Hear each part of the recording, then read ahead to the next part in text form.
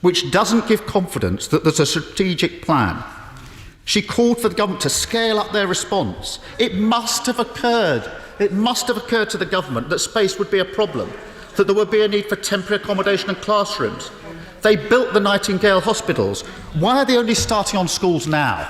Mr. Speaker, he still can't work out whether he's saying schools are not safe enough or whether we should be going back more quickly. I mean, he can't have it both ways, Mr. Speaker. It's one brief one day, another brief the next. I understand how the legal profession works, but what the public want to have is some consistency, Mr. Speaker. And what I hope that he will agree with me is that it's a good thing that we've now got 37% of kids in year 6 in our primary schools coming back. That is increasing the whole time. And what I think the message that I think that teachers want to hear across the country is that all parliamentarians in this House of Commons support the return of kids to school. And furthermore, that they are encouraging kids to come back to school because it is safe. Will he now say that? Keir Starmer. I want as many children to go back to school as possible, as soon as possible, as quickly as possible when it's safe. I've been saying that like a broken record for weeks on end. I know the Prime Minister's got rehearsed attack lines, but he should look at what I wrote from this letter and what I've been saying consistently. Mr. Speaker, one way in which the government could help those worst affected would be to extend the national voucher scheme. Because child poverty numbers are so high in this country, 1.3 million children in low-income families rely on these vouchers. They mean children who can't go to school because of coronavirus restrictions still get free meals. The Labour government in Wales has said it will continue to fund these meals through the summer. Yesterday, the Education Secretary said that won't be the case in England. That's just wrong, and it will lead to further inequality. So can I urge the Prime Minister to reconsider on this point? Prime Minister. What I can tell the right honourable gentleman is, of course, we don't normally continue with free school meals over the summer holidays, but we are also, of course, and I'm sure that's right, we're also, of course, aware of the particular difficulties faced by vulnerable families, and that's why we're announcing a further £63 million of local welfare assistance to be used by local authorities at their discretion to help the most vulnerable families, Mr. Speaker. This government has put its arms round the people of this country throughout this crisis and has done its absolute best to help. And I may say it is not helped by the wobbling and tergiversation of the Labour Party and the gentleman opposite. First last week he says it's not safe.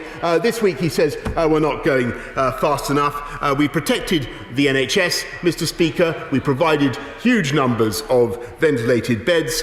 We're now getting the disease under control, but we will do it in a cautious and contingent way. And today I will be announcing further measures to open up our society and to unlock our society, but only because of the huge efforts and the sacrifice that this country has made. We're sticking to our plan of May the 11th. And we're sticking to our plan. It's a plan that is working and will continue to work, Mr. Speaker, with or without the assistance of the right honourable gentleman opposite. Alan Mack. Thank you, Mr. Speaker. Britain's new Advanced Research Projects Agency is vital to securing our status as a science and technology superpower, particularly as we recover from coronavirus. Can my right honourable friend commit to protecting its funding and its independence so there are no obstacles to it delivering transformational breakthroughs from clean energy to new vaccines? Yes. Prime Minister. Yes, and I thank my honourable friend, and he's absolutely right.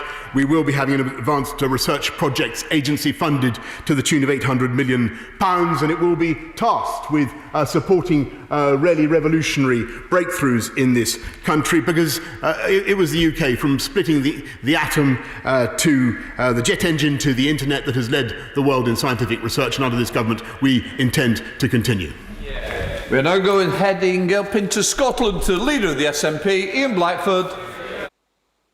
Thank you, Mr. Speaker. And can I associate myself with the remarks of the Prime Minister on Grenfell, of course, on the birthday of the Duke of Edinburgh, and yourself. And Mr. Speaker, the Prime Minister told the Liaison Committee I do not actually read the scientific papers. It is no wonder then, Mr. Speaker, that it took the UK so long to act on quarantine measures. The Prime Minister's scientific advisory group weren't even asked for advice on this significant policy.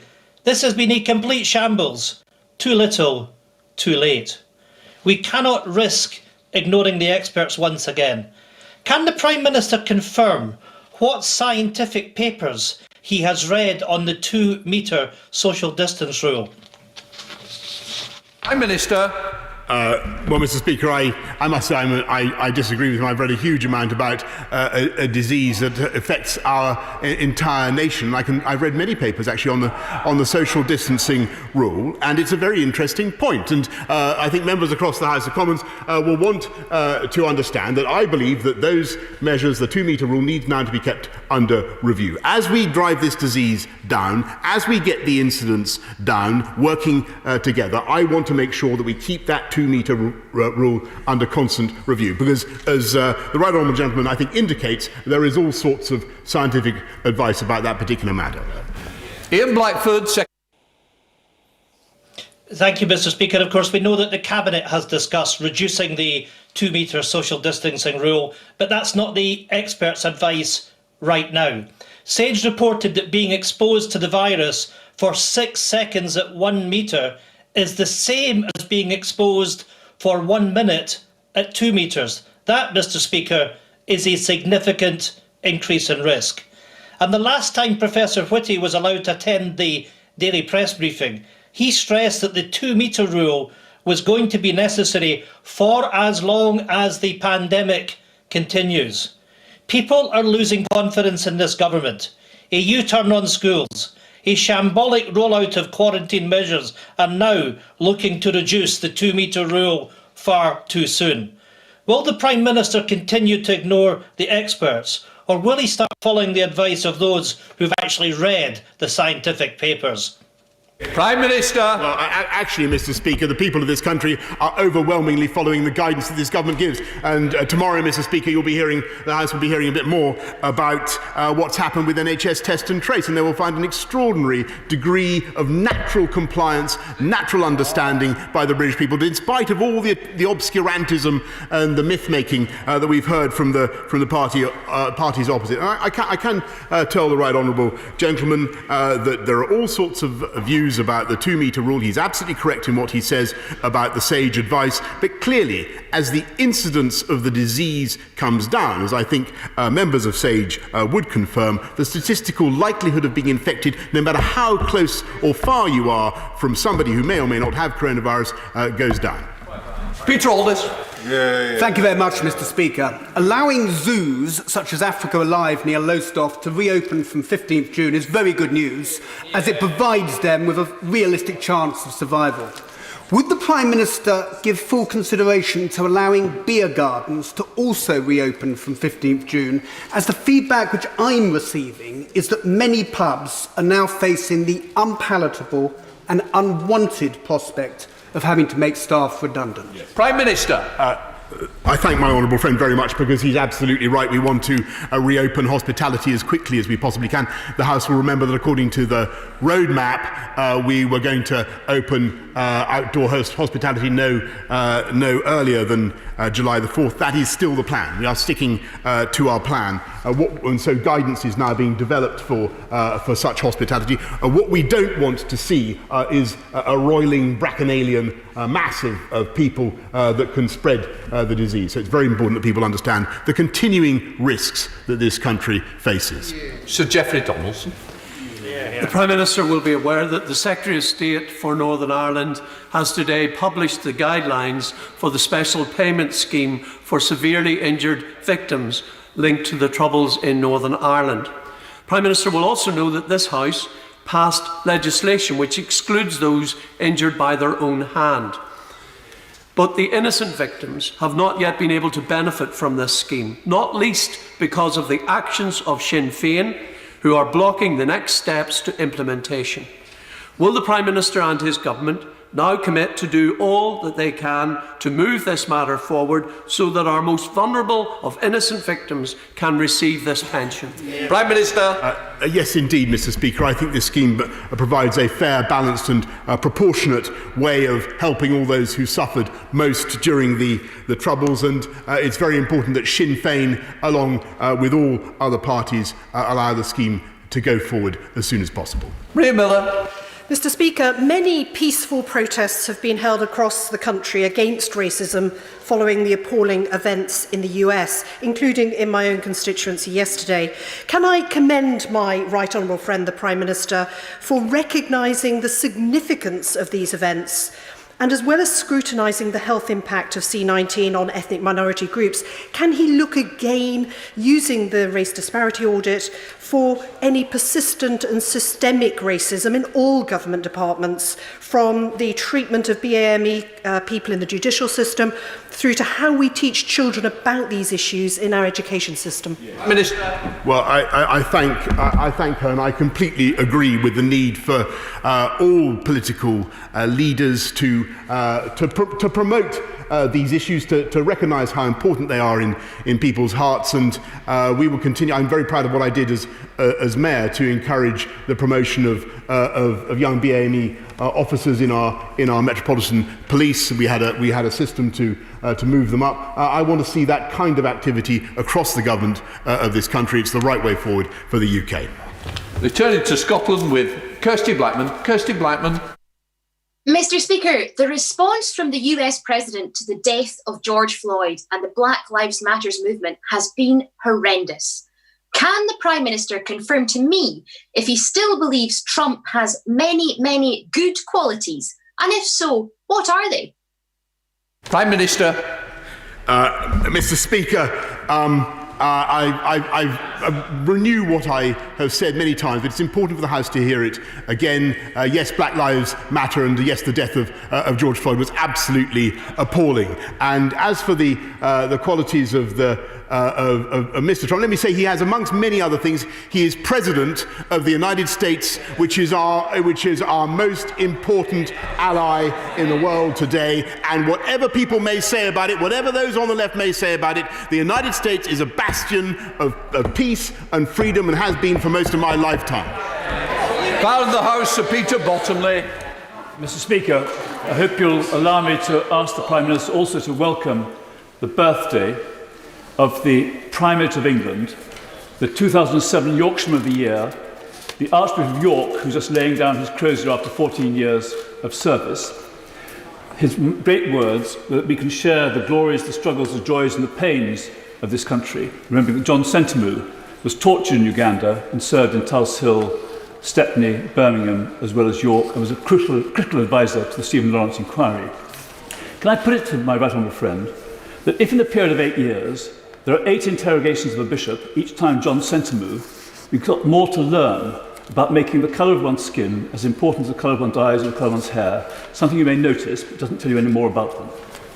Minister.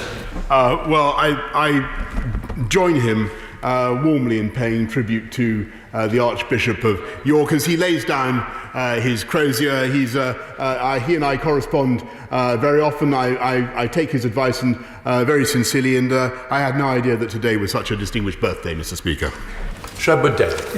Mr. Speaker, under suspicionless stop and search powers, which this government is expanding, a black person is 47 times more likely to be stopped and searched than a white person. 47 times. On too many occasions, stop and search seems to mean being black is enough to be suspected of being a criminal. So will the Prime Minister abolish suspicionless stop and search powers and end the pain and injustice they wreak on so many people in Britain's black and minority communities? Well, Prime Minister.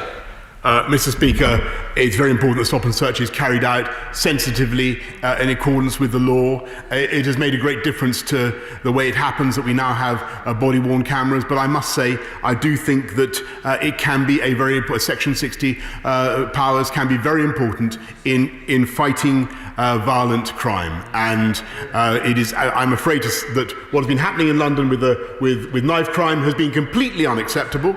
And I do believe that stop and search, amongst many other things, can be a very important utensil of fighting knife crime. It does work. It worked for us when I was running London, and it must work now. I'm not saying it's the whole answer. He's right. It's not the whole answer, but it's part of the mix. We're now heading up to the County Palatine of Lancashire with Mark Menzies. Thank you, Mr. Speaker. Hospitality and tourism businesses on the Fylde Coast are concerned about their part of long-term recovery and the infrastructure needed to support that. Centrally to this locally is the M55 Link Road, a project which was fully funded and had an issue with some funding allocations. Can the Prime Minister put his weight behind this and help me secure the £5.7 million needed to complete the shovel-ready project?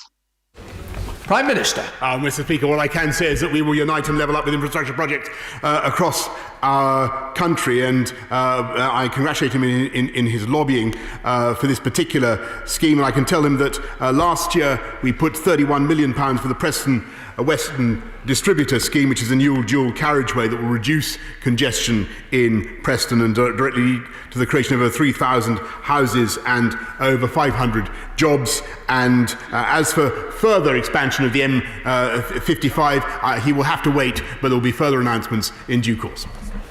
We're now heading up into Scotland with Stuart Malcolm MacDonald. Stuart Malcolm MacDonald. Thank you very much, Mr. Speaker. Even before the pandemic began, it was clear that the UK has one of the most manifestly inadequate systems of statutory sick pay in the world. We have the second from the bottom in European terms, and it continues to shun millions of workers who are low earners, work in the gig economy, or are self-employed. So as we come back from the crisis in economic terms and make the workplace better, well, the Prime Minister agreed to work with those of us in the opposition to see a system fit for the 21st century that can meet people's needs. Prime Minister.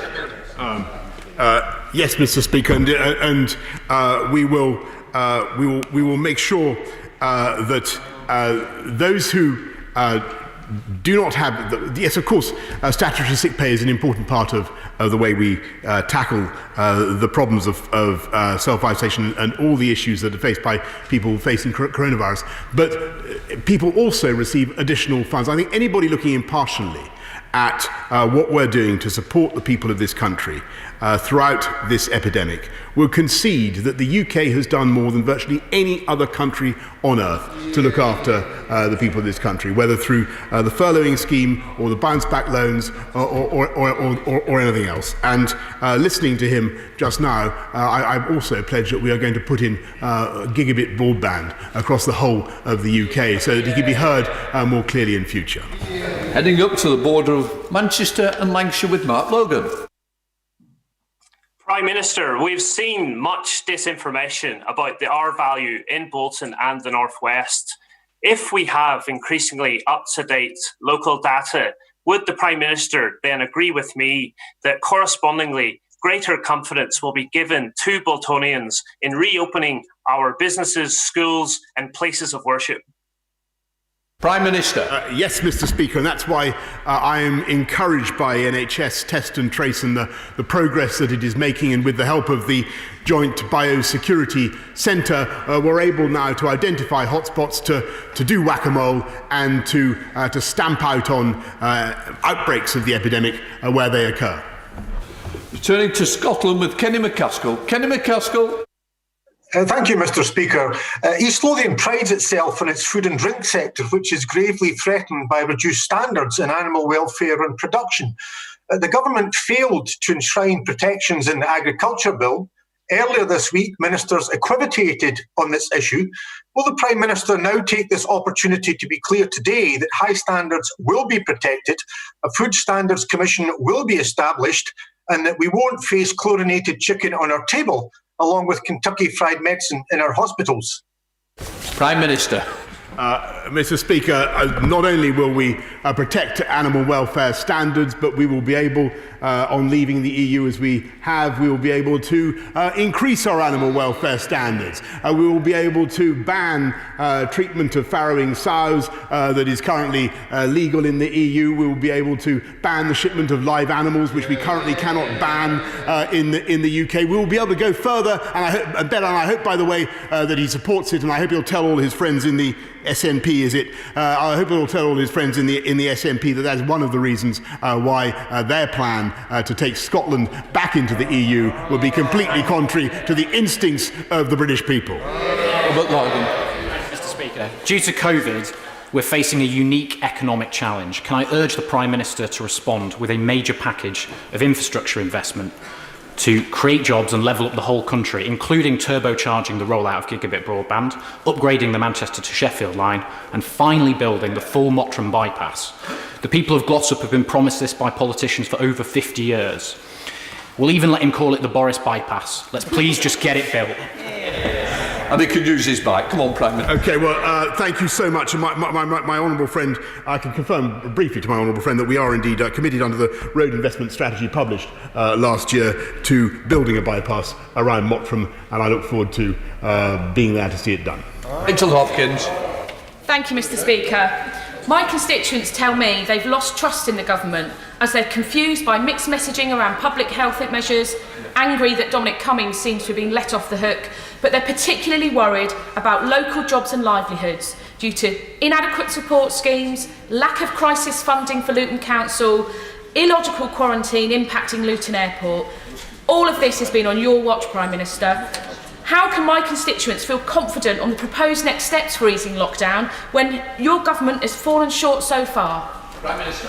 Because I think the British public, with their overwhelming common sense, have ignored some of the propaganda that we've been hearing from the party opposite about our advice. They've ignored the negativity and the attempts to confuse, and they are overwhelmingly following advice, and indeed they are complying with NHS test and trace, which is the way forward which will enable us to defeat this virus both locally and nationally. Stuart Anderson.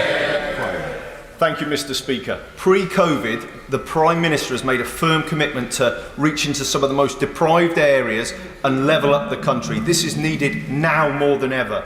Will he make a firm commitment and recommit to Whitmarines, Chapel Ash, Penfield and the rest of Wolverhampton so they won't just survive, they will thrive? Yes, Mr. Speaker, I certainly will. I congratulate my honourable friend on the way he represents Wolverhampton and the many campaigns that he fights for that great city. And I can tell him that, just as for starters, that Wolverhampton will benefit from around 217 million of the growth deal funding across the Black Country, which aims to create 5,000 jobs, 1,400 new homes, and 310 million in public and private investment, just for starters.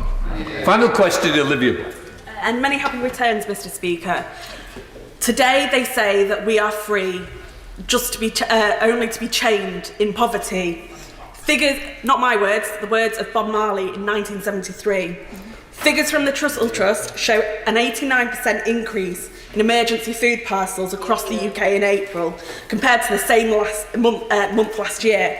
People are struggling and they need help now. Will the Prime Minister meet with the Chancellor, charities and local government leaders to discuss a much-needed funding boost for local welfare assistance schemes in England? Prime Minister. Well, I mean, the honourable lady is absolutely right. This country is going through a very difficult crisis, a public health crisis, an economic crisis, and of course it's put many families to great hardship. I think the government has done a huge amount to look after families across the country. We put, as she knows, £3.2 billion more into local government. And I announced earlier on today, just now, that we're also putting another £63 million into extra welfare support for particularly disadvantaged families to help with meals throughout the summer period. But she's entirely right. We face a huge economic problem. That's why we need to get moving, get this country going forward together, and work as parliamentarians and politicians to communicate to the public jointly what we're doing. In order to allow the safe exit of honourable members participating in this item of business and safe arrival of those participating in the next, I am now suspending the House for 3 minutes. Thank you.